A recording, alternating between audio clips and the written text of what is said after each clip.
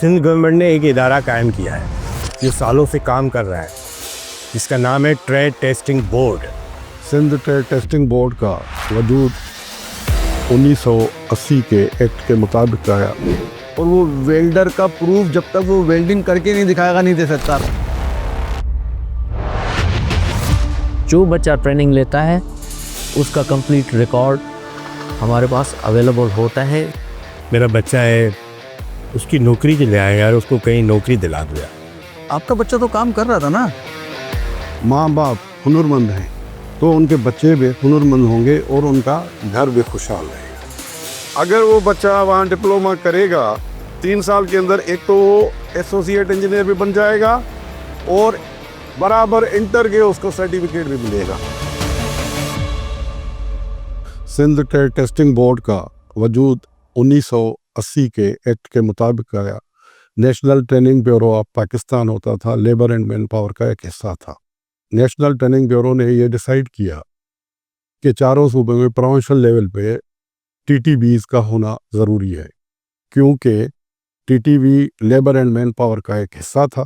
ہر province میں directorate of manpower and training ہوا کرتی تھی، جس کا ٹی ٹی بی کا وہ چیئرمین ہوا کرتا تھا۔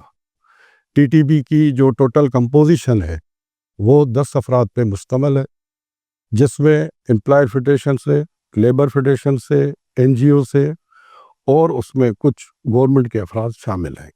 بیسیکلی ٹی ٹی بی کا وجود لانے کا مقصد یہ تھا کہ لوگوں کے لیے آسانی پیدا کی جائے، جو فارمل انفارمل ٹریننگز یا اس میں اپنی اسکل رکھتے ہیں ان کی سرٹیفیکیشن کی جائے۔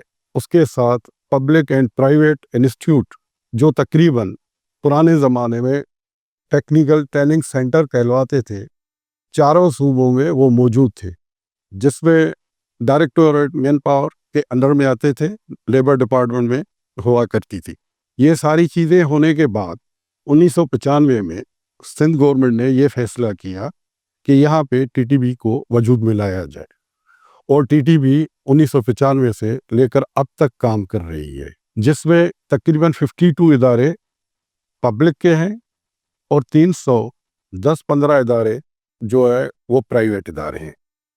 اس میں آگے چل کے یہ ہوا کہ جو ان کی ٹوٹل سرٹیفیکیشن تھی وہ آکوپیشنل پہ اس کا ہوتا تھا انڈسٹری لنکیج کے ذریعے، جس میں فارمل انفارمل اگر کوئی بچہ کسی فیکٹری میں کسی انڈسٹریز میں کام کر رہا ہے، اس کو کام تو کرنے آتا ہے لیکن اس کی سرٹیفیکیشن نہیں ہوتی، تو اس کو آکوپیشنل کو ویریفائی کرنے کے لیے سندھ ٹریڈ ٹیسٹنگ بورڈ کا یہ کام تھا کہ وہی اسی انڈسٹریز میں جا کے ان کی اسیسمنٹ کرنا اور ان کو فائنل سرٹیفکیٹ پیش کرنا۔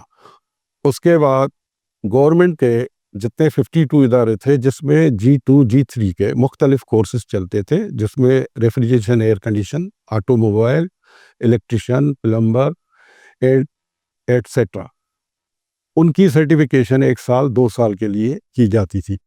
2095 سے لے کر 2025 کا یہ دور چل رہا ہے، تو ابھی اس میں کافی فرق آ گیا ہے۔ اس میں آئی ٹی کے پروگرام بھی آ گئے ہیں، I T, C I T, D I T, جس میں 6 مہینے سے لے کر آپ کے 1 سال تک ہم وہ کورس کرا لیتے ہیں۔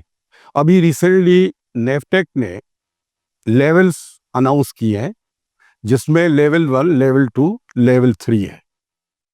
جو لیول 1 ہے وہ بیسک ہے، لیول 2 ہے کہ اس میں بچہ کام سیکھ جاتا ہے، اور وہ لیول 2 کرنے کے بعد اگر کچھ عرصہ وہ باہر بھی جانا چاہے اور اپنے انسٹیٹیوٹ کو چھوڑنا چاہے تو وہ چھوڑ سکتا ہے، 6 مہینے سال کے بعد واپس آ کر لیول 3 بھی کر سکتا ہے۔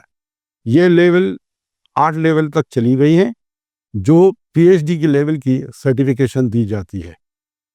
ابھی ریسنٹلی ہم تو پرانے 95 سے لے کر S2 کراتے تھے۔ S2 وہ تھا جو فارمل انفارمل، جو بچہ سیکھا ہوا ہوتا تھا، اس کے بعد سرٹیفکیٹ نہیں ہوتا تھا، ہم اس کو دیتے تھے۔ لیکن ابھی کیونکہ یہ دور جدید ہو گیا ہے، اس میں نیفٹیک نے RPL کا اس کو نام دے دیا ہے، ریکگنائزیشن آف پرائر لرننگ، جس میں وہ بچہ جو فارمل انفارمل سیکھا ہوا ہے تو ہم اس کو لیول 2، لیول 3، لیول 4، لیول 5 جب تک وہ سیکھا ہوا ہے ہم اس کو سرٹیفائی کر سکتے ہیں۔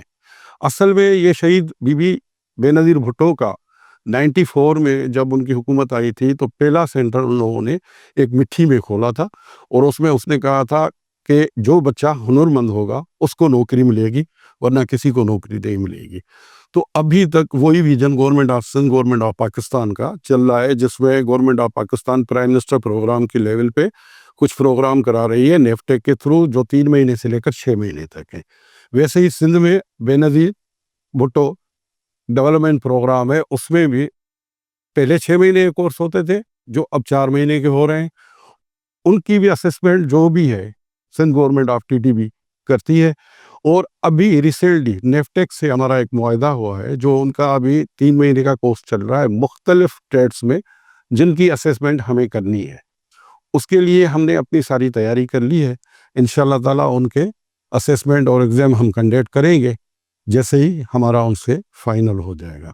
असल चीज़ ये है कि लोगों को इस बारे में पता है नहीं कि हम अगर कोई बच्चा फॉर्मल या इनफॉर्मल सीखा हुआ है तो उसको ये पता नहीं है कि मैं सर्टिफिकेट कहाँ से लूँ, कहाँ जाऊँ।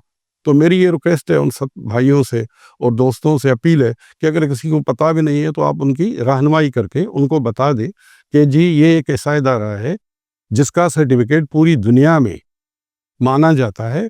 अभी रिसेंटली हमारे पास कुछ सक्सेस स्टोरियाँ ऐसी हैं, सऊदी की है, मस्कत की है, जहाँ पे लोग काम कर रहे हैं। असल हमारा मकसद ये है कि हुनरमंद को बेरोज़गार रहने नहीं देना। हमारा इदारा टीटीबी ये काम कर रहा है और उसको आगे चल के बेहतर तरीके से कर सकता है।